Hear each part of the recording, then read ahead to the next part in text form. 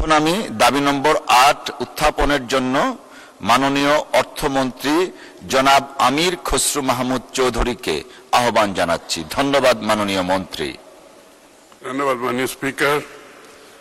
আমি আমির খসরু মাহমুদ চৌধুরী অর্থমন্ত্রী প্রস্তাব করছি যে বাংলাদেশের মহা হিসাব নিরীক্ষক ও নিয়ন্ত্রকের কার্যালয়ের খাতে 2027 সালের 30 জুন তারিখে সমাপ্য অর্থবর্ষের প্রয়োজনীয় উন্নয়ন ব্যয় নির্বাহকল্পে মহামান্য রাষ্ট্রপতিকে অনধিক 108 কোটি 90 লক্ষ টাকা মঞ্জুর করা হোক।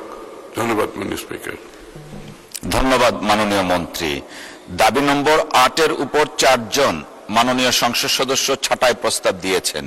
বাংলাদেশের মহা হিসাব নিরীক্ষক ও নিয়ন্ত্রকের কার্যালয়ের অনুকূলে 2026-27 অর্থ বছরে উন্নয়ন ব্যয় ধরা হয়েছে 108 কোটি 90 লক্ষ টাকা।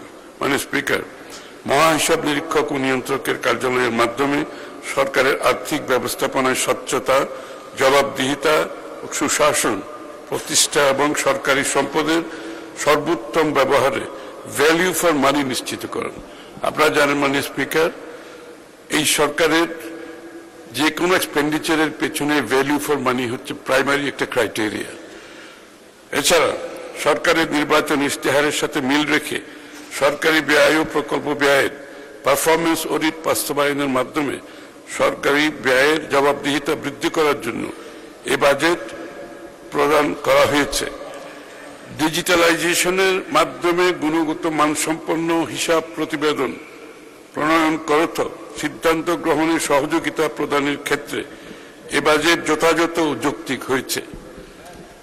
আর এই কারণে মাননীয় সংসদ সদস্যের আনিত ছাঁটাই প্রস্তাব গ্রহণ করা সম্ভব হচ্ছে না। মাননীয় স্পিকার, আপনাকে ধন্যবাদ। ধন্যবাদ।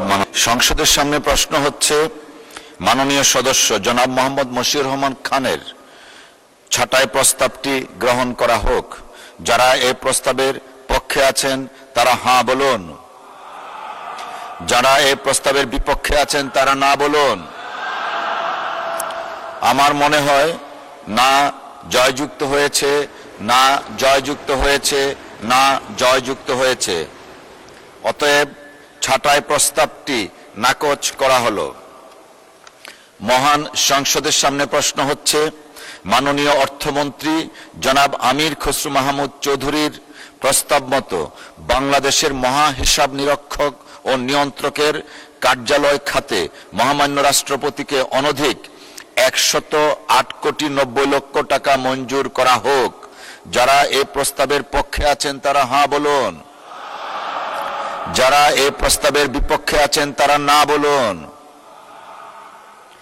আমার মনে হয় হাঁ জয়যুক্ত হয়েছে, হাঁ জয়যুক্ত হয়েছে, হাঁ জয়যুক্ত হয়েছে। অতএব দাবি নম্বর